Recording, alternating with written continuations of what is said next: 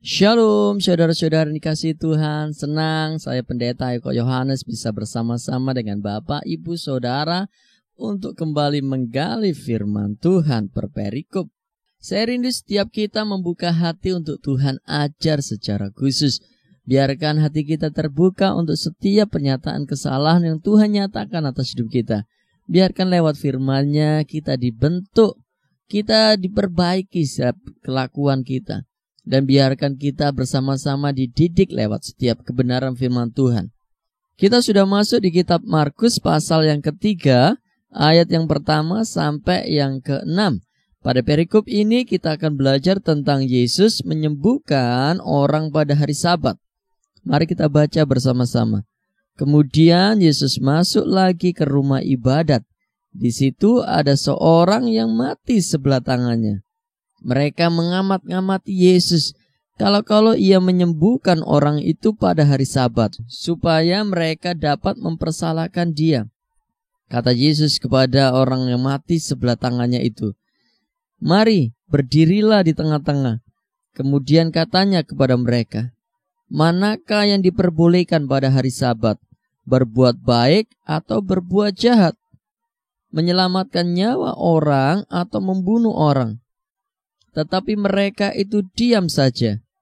Ia berduka cita karena kedegilan mereka, dan dengan marah ia memandang sekelilingnya kepada mereka. Lalu ia berkata kepada orang itu, "Ulurkanlah tanganmu."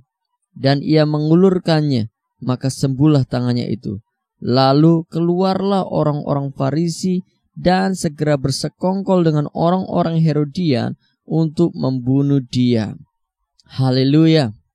Mari kita berdoa, kiranya Roh Kudus boleh mengajar kita secara pribadi atas hidup kita. Bapa, kami bersyukur, terima kasih untuk hari ini, untuk setiap kesempatan yang Bapa percayakan bagi kami, untuk kami kembali belajar secara perperikop dari kitab ini. Terima kasih ya Tuhan, terima kasih Roh Kudus, ajar kami secara khusus untuk kami boleh mengerti apa yang Bapa mau. Di dalam nama Tuhan Yesus Kristus, haleluya. Amin. Bapak, Ibu, Saudara-saudara dikasihi Tuhan, hari ini saya akan mengajak setiap kita untuk melihat, mengamati dari perikop ini, kenapa orang Kristen itu susah untuk bertumbuh. Kenapa banyak orang Kristen tidak pernah bisa berakar di dalam Kristus.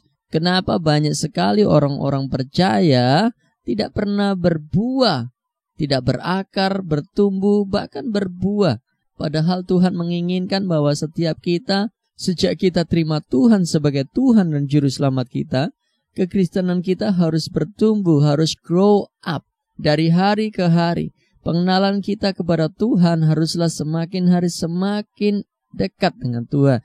Pengenalan kita harus semakin sempurna.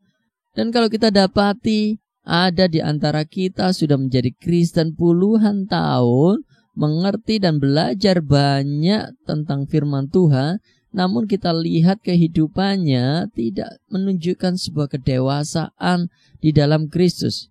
Memang kedewasaan itu tidak dipengaruhi oleh usia, namun kedewasaan itu dilihat dari seberapa dalam orang itu mengenal Tuhan.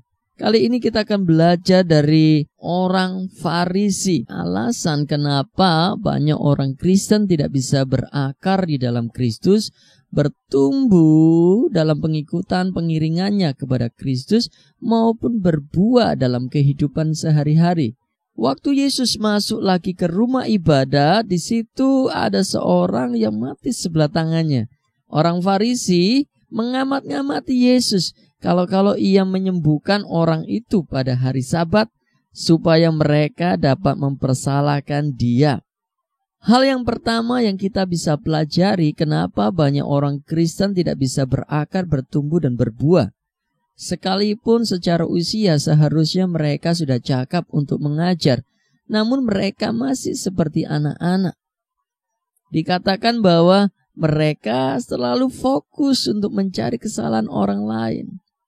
Waktu kekristenan kita habiskan untuk mengamati dan meneliti mana yang salah, mana yang tidak, maka kita akan kehilangan fokus, kehilangan waktu untuk mengenal Tuhan. Daripada kita menghabiskan waktu untuk melihat dan mengamati kekristenan orang lain, alangkah lebih baiknya kita memfokuskan diri kita untuk belajar mengenal Tuhan kita. Karena kekristenan itu adalah sebuah pengenalan. Pengenalan itu membutuhkan sebuah keintiman. Oleh karena itu Bapak Ibu Saudara berhenti untuk melihat kesalahan-kesalahan yang orang lain atau saudara-saudara kita lihat. Fokus kepada pengenalan kepada Kristus. Jangan terlalu fokus untuk melihat selumbar di mata orang lain atau saudara kita. Sedangkan kita sendiri mengabaikan balok di mata kita. Tuhan berbicara dan berperkara atas setiap hati kita, pribadi kita. Oleh sebab itu, biarkan kita mengoreksi hidup kita. Apa yang Tuhan mau ajar untuk kita lakukan hari ini. Kesalahan apa yang Tuhan nyatakan, yang perlu kita perbaiki. Dan apa sih yang maunya Tuhan sehingga kita bisa hidup dalam didikan Tuhan. Lebih banyak berikan waktu untuk kita mengoreksi setiap pribadi kita. Karena jujur bahwa setiap kita tidak akan pernah lepas dari yang namanya kesalahan. Waktu kita melihat diri kita benar, baik di hadapan Tuhan, maka kita sedang menancapkan diri kita berakar kuat di dalam Kristus. Dan dengan sendirinya kita akan bertumbuh secara normal. Sehingga tanpa sadar buah-buah itu muncul dengan sendirinya. Karena itu berhenti untuk mengamati dan melihat-lihat setiap kesalahan-kesalahan orang lain. Mencari kesalahan-kesalahan orang lain. Fokus kepada pengenalan pribadi kita kepada Tuhan. Cari tahu lebih intim dengan Tuhan secara pribadi dalam membangun hubungan itu dengan Tuhan. Hal yang kedua, kenapa orang Kristen tidak bisa berakar, bertumbuh dan berbuah sekalipun mereka sudah mengikuti Tuhan, percaya kepada Tuhan puluhan tahun? Karena kasih dalam diri orang itu sudah hambar. Ayat yang keempat dikatakan begini. Kemudian katanya kepada mereka, manakah yang diperbolehkan pada hari Sabat? Berbuat baik atau berbuat jahat? Menyelamatkan nyawa orang atau membunuh orang? Tetapi mereka diam saja. Ayat yang kelima dikatakan hati Tuhan berduka cita karena kedegilan mereka. Dan Tuhan marah.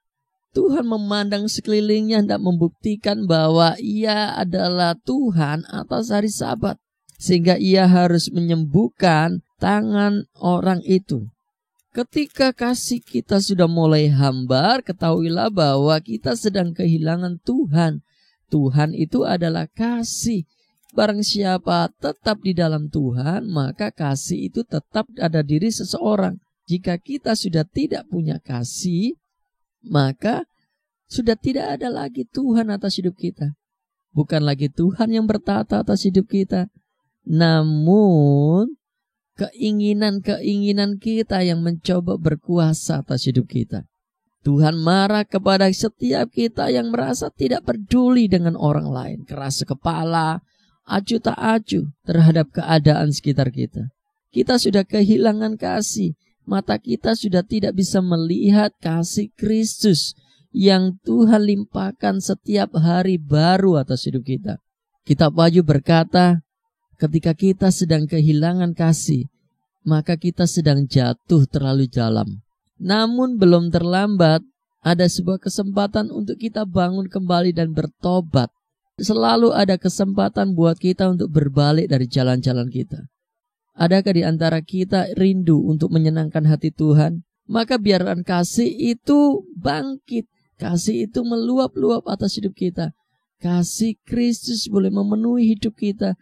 Kita tidak lagi sibuk untuk mengamati kesalahan orang lain, tapi mata kita akan didorong untuk melihat kelebihan-kelebihan orang lain daripada sekedar mengamati kesalahan mereka dan mencari-cari sesuatu untuk mencelakakan mereka, mempersalahkan mereka, atau menghalangi pertumbuhan iman mereka. Berapa banyak dari setiap kita saat ini sedang kehilangan kasih itu. Jangan biarkan kasih itu pudar atas hidup kita. Jangan biarkan kasih kita menjadi hambar. Nikmati kasih Kristus. yang setiap hari Tuhan berikan bagi kita baru untuk membangkitkan kasih itu, sehingga kita bisa melihat orang lain bukan lagi kesalahan-kesalahan kecil mereka, namun kita boleh melihat kebaikan-kebaikan orang lain atas hidup kita. Kita bisa belajar dari kesalahan orang-orang lain, maupun kita bisa belajar dari kelebihan-kelebihan mereka. Dua hal yang kita bisa pelajari kenapa kekristenan kita tidak bisa berakar, bertumbuh, bahkan berbuah. Karena kita terlalu fokus untuk mencari-cari kesalahan orang lain. Kita lupa seharusnya kita lebih fokus kepada pengenalan kita kepada Tuhan daripada fokus kepada mencari-cari kesalahan orang lain. Yang kedua, karena kasih dalam diri kita sudah mulai hambar. Mari bangkitkan kasih itu untuk kita bisa lebih peduli, tidak acuh tak acuh, tidak keras kepala. Karena itu akan membahagiakan dan membuat Tuhan sukacita melihat kita, orang-orang yang dikasihi Tuhan, memancarkan kasih, dan orang lain melihat Kristus, kasih Kristus nyata atas hidup kita. Mari kita berdoa. Bapa, kami bersyukur, terima kasih untuk setiap pengajaran yang Bapa berikan bagi kami. Terima kasih Tuhan menyatakan kesalahan kami. Kami mau Tuhan Roh Kudus perbaiki segala kelakuan kami dan terus didik kami untuk hidup dalam setiap kebenaran-Mu. Kami rindu Tuhan bawa kami untuk tertanam, berakar di dalam-Mu, bertumbuh dan berbuah untuk hormat kemuliaan nama-Mu. Terima kasih ya Tuhan, terima kasih. Kami menyerahkan seluruh aktivitas kami sepanjang hari ini dalam tangan Tuhan.